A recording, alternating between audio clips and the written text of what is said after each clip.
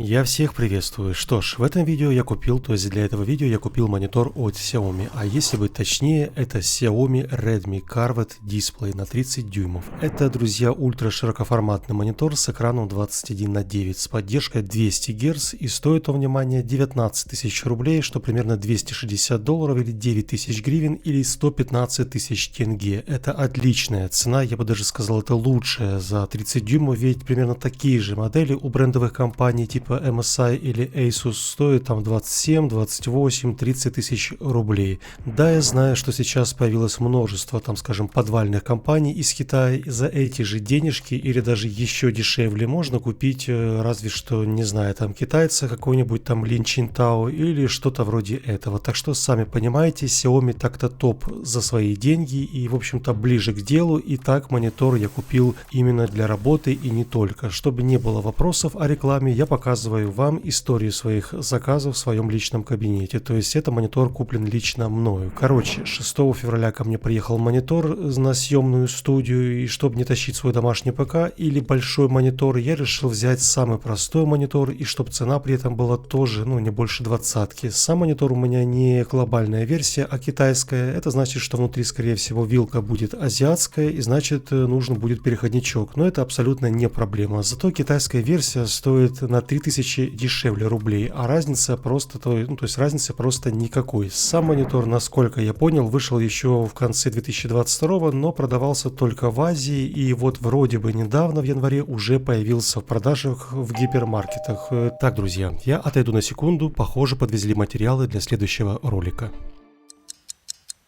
Я снова тут. Знаете, экспресс-доставка — это круто. Вот совсем недавно заказал на Яндекс.Маркете Steam Deck для обзора на канале, сел записывать ролик, а приставку уже привезли. А еще классно, что я сплетанул стоимость Steam Deck на 4 части. Что я сделал, спросите вы? Разделил стоимость покупки на 4 платежа без переплат, комиссии, заполнения кучи документов и так далее. Нашел, выбрал, сплетанул и купил. В общем, вы меня поняли. Закупайтесь на Яндекс.Маркете сейчас, оплатите потом со сплитом. Всем удачи. Но мы вернемся к теме нашего видео. Итак, вернемся к монитору от Xiaomi. Сперва давайте немножко о содержимом в коробке. Во-первых, скажу сразу наперед, меня не очень порадовал комплект, хотя бы тем, что в коробке идет всего лишь один кабель DisplayPort, хотя обычно почти все компании кладут два кабеля, и DisplayPort, и также HDMI кабель. Понятное дело, что получить 200 Гц на мониторе нужно подключать через DisplayPort, и это важнее, чем HDMI, но все равно хотелось бы, честно, немножко какого-то разнообразия. Далее я бы отметил, что в комплекте идет, внимание, металлическая ножка, а не пластиковая, и крепится она тоже к металлической подставке, если так сказать. Признаюсь, это большая редкость, чтобы компании делали хоть что-то сегодня не пластмассовое, и по идее при такой низкой цене монитор просто должен быть,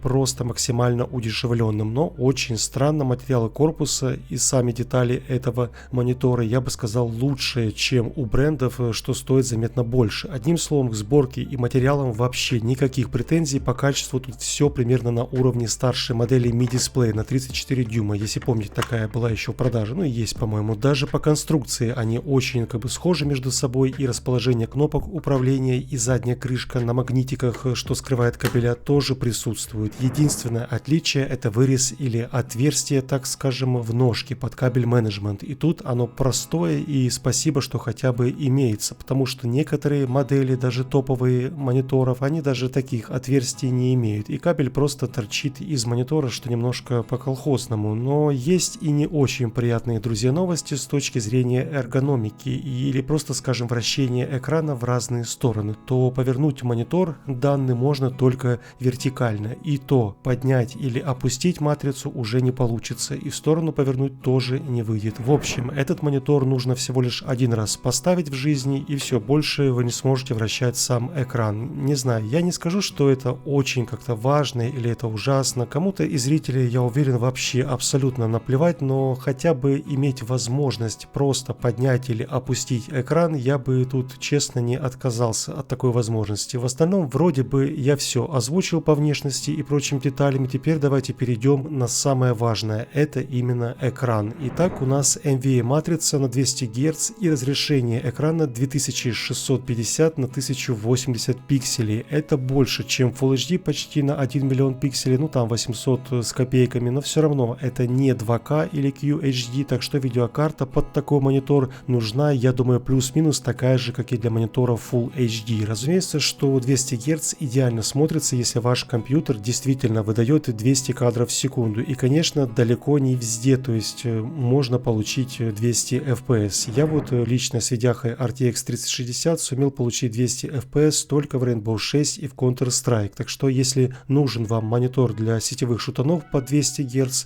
то и видяха должна быть хотя бы там RTX 3050 или 3060. Что насчет качества картинки, то я думаю, вы уже сами заметили, у нас типичная NVA матрица, но, внимание, с хорошо, качественно откалиброванными настройками монитора, прямо из коробки. То есть достал монитор, подключил и больше ничего настраивать по яркости и цветам не нужно. В этом плане, насколько я помню, Xiaomi всегда делали правильные настройки. Сама же матрица имеет очень большой запас яркости и контраста, что вполне ожидаемо от NVMe матрицы, но вот цветопередача, конечно, уступает IPS. Зато я скажу вам, NVMe точно не дает эффекта жвачки, и скорость матрицы идеально подходит под динамичные шутаны и, скажем, там для просмотра фильмов. То есть этот монитор, насколько я понял, судя из рекламной кампании Xiaomi, он был выпущен с уклоном под геймеров, и как раз NVMe матрица или просто VA, они часто выбираются, то есть их выбирают киберспортсмены. Так что данный моник, он не совсем про точную цветопередачу, там, скажем, или работу с ретушью фото и так далее. Нет, он больше для игр или там видосики смотреть, хотя и для монтажа видео мне более чем хватит, я в этом точно уверен. Я же вообще как бы зачем взял ультраширокий формат 21:9? Верно, все правильно, что получить длинную монтажную полосу, на которой очень удобно все клеить, монтировать, и это лучше, чем на мониторе 16:9, поверьте мне точно. Плюс к этому запуск игр тоже дает свой эффект восприятия от вытянутых, скажем так, ультра-вайд экранов, так что, можно сказать, это универсальный китаец, и самое важное, качество тут достойное, и по идее он должен, я думаю, я надеюсь, отработать хотя бы до следующей зимы, и если с ним все будет отлично, я дам вам об этом